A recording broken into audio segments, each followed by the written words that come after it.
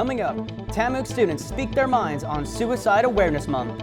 Plus, a colorful celebration with fun activities celebrating Hispanic heritage. And have fun in the sun with the first ever Hoglympics. This episode of the Javelina Broadcast Network starts right now.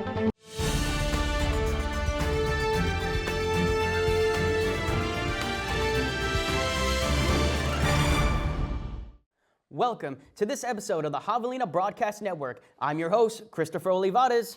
And I'm Matthew Nicolas. Let's get right into today's news. TAMUK students have shared their challenges during Suicide Awareness Month and the need for mental health support. The university provides resources like the Health and Wellness Center and the TELUS app for confidential help. Our videographer, Cavazos, interviewed students for the answers. Hello, Javelinas. My name is Cavazos, and today we're here to discuss an important topic, National Suicide Prevention Month. Join us as we gather students' outlook on suicide prevention and mental health awareness.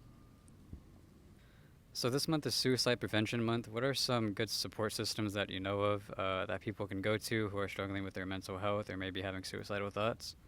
So I would say, whenever I'm struggling, the biggest impact on me is always going to be, if I can be around friends, because they almost always help lift my mood. And even if you haven't made friends yet, there's so many organizations and events here where you can, go out and meet people and they'll, click with you immediately.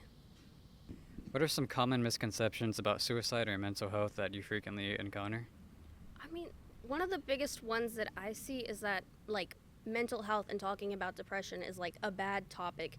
If you make something more normalized around people, then it's all right and easier to seek help, because then you're being judged a lot less. So following this question, what are some good support systems that you may know of or that the university provides for students who may be struggling with their mental health? I feel like a lot of the things that the school provides, they have a networking thing to talk to, a therapist, or even at the Health and Wellness Center, they offer support there, lots of different kinds of support, and even links to supports outside of the school. So I feel like the first step to looking into things is taking that step, or taking the information the Health and Wellness Center does offer, stuff like that. Or even, I wouldn't say keeping yourself occupied, but try to make plans with your friends, or just hang with your family, be around people who make you feel loved, make you feel special, people that care about you, regardless of if you don't think they're understanding what you're going through. It's a lot. So it's you always want to initiate that, because not everyone knows what you're going through. That's all for me. Now back to the desk with Christopher and Matthew. Hispanic students at TAMUK celebrate their heritage with vibrant events and activities showcasing their rich culture traditions. The festivities provided a meaningful opportunity for students to honor and share their cultural identity with the campus community. Thanks, Matthew. I'm Omar Moreno here at the Hispanic Heritage Kickoff, where student engagement is kicking off Hispanic Heritage Month with great food, even better music, and great company. Do you think it's important for students to feel connected to the heritage on campus? I think it's very important for students to feel connected to the heritage on campus. We got lots of different demographics here, but currently we're celebrating Hispanic heritage, and it's just a fun thing to go around introducing to students, no matter what their background. Why do you think it's important to hold events like this, the Hispanic Heritage Kickoff? I think it's important to host events like this so people can get familiar with the things that are involved in Hispanic Heritage Month. What we cook, the different traditions, the different experiences, just get them known throughout the campus. Why do you think it's important for events like this to go off? I think because the Texas A&M University Kingsville population is a lot of Hispanics, so I think it's really important to emphasize the culture, because there's so many students that are Hispanic, and it just helps them, maybe if they're far away from home, feel a little closer to home. This has been Omar Moreno at the Hispanic Heritage Kickoff. Now back to the desk with Chris and Matthew. And now, for everyone's favorite segment, Hoggie Highlights. Who doesn't love a good food truck? Food Truck Fest hosted at the JSEC parking lot by Cab and SGA. Students got to hang out and eat great food. TAMUK Jazz hosts a vibrant jazz playing session where local musicians gather to improvise and showcase their talents. The weekly event fosters a dynamic atmosphere of creativity and community, inviting everyone to enjoy the rich rhythms and harmonies of live jazz.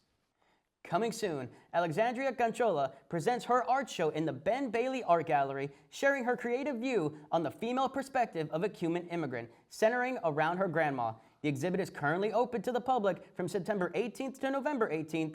Her gallery talk reception will open on September 25th, so stay tuned for our full coverage on the event.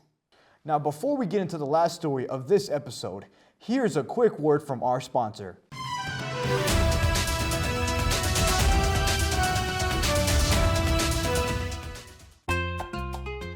Searching for a fun and exciting event? Stop by the Tamalada Festival being held on the University Boulevard on September 28th at Texas A&M University Kingsville. There will be activities for all ages, including a tamal tasting, grito contest, loteria, and more, plus a live performance by Lázaro Pérez. The Tamalada Festival on September 28th is from 10 a.m. to 2 p.m. and is a free event. Stop by the University Boulevard for this great tasting occasion.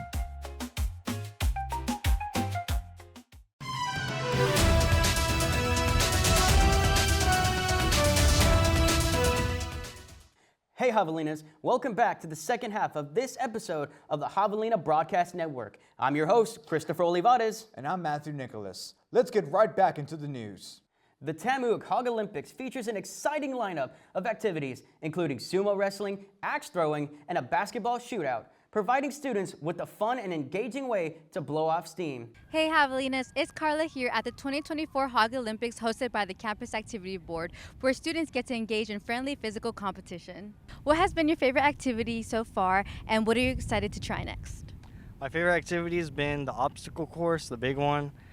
I did it with my friends. We couldn't stop laughing because of the little hoop inside of it, because it's small.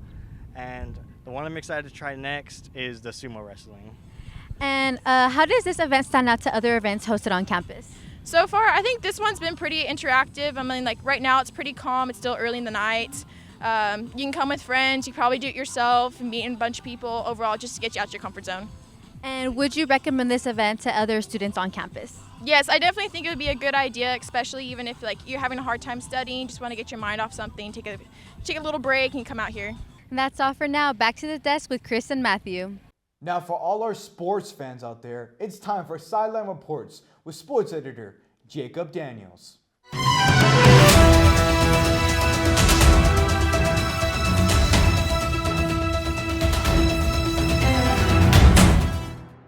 What's up, Javelinas? I'm your award-winning sportscaster, Jacob Daniels, and it is time for my favorite part of the Javelina Broadcast Network, the sports segment. So let's get right into one of our bigger stories of the year. Athletic Director Steve Roach is stepping down and going back to his roots.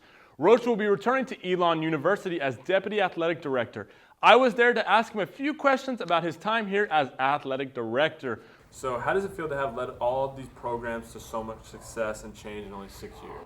I think there's a lot of pride in that, but I would be remiss if I said I led it because it was a group effort. We have so many great people involved here, from the university leadership across campus to these coaches and our student athletes and the administrative team. So in the last 6 years, we've improved culture and we've had great success athletically as well. To me, that's the sign of a successful athletic department. What would be some parting advice for Coach Salinas?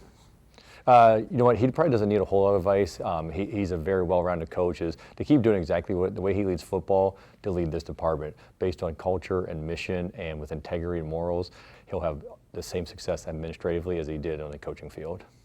What is one of the last, kind of messages you have for the athletes and the students of Javelina Nation who have supported these sporting programs throughout your years here?